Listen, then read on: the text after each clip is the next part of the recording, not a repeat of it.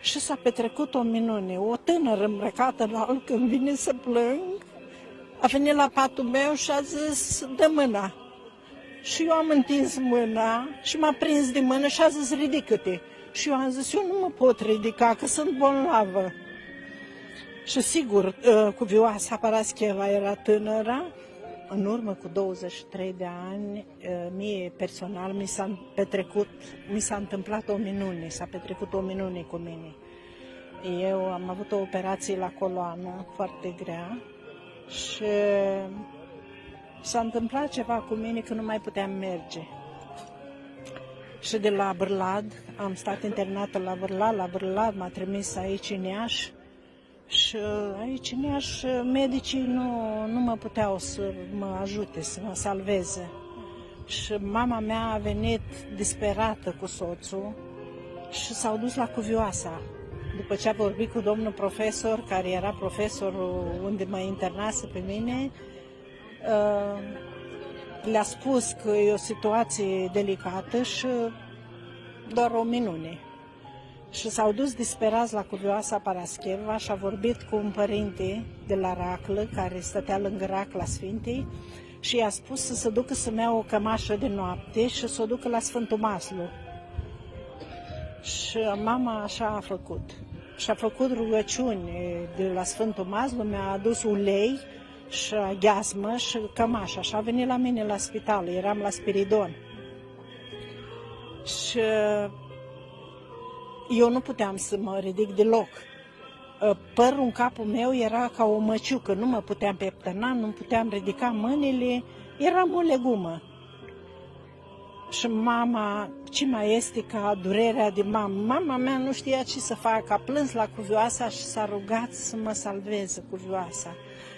Și m-a spălat cu aghiazmă, m-a uns cu mir, m-a îmbrăcat cu cămașa de la Sfântul Maslu și mama a plecat acasă, că trebuia să ajungă la Ivești cu trenul.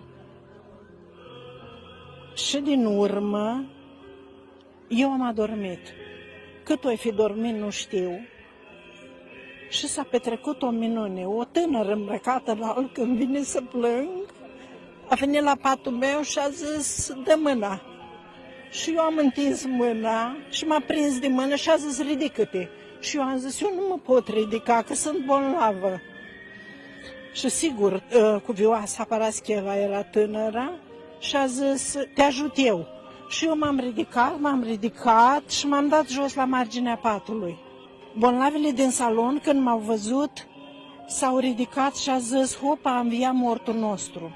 Și eu m-am dat jos din pat, m-am dus până la fereastră înapoi. Și a doua zi, când a venit domnul profesor cu vizita și când m-a văzut, din prag a făcut 2 pași înapoi și a zis, ce s-a întâmplat? Sunt bine, domnul profesor, ia coboară jos din pat.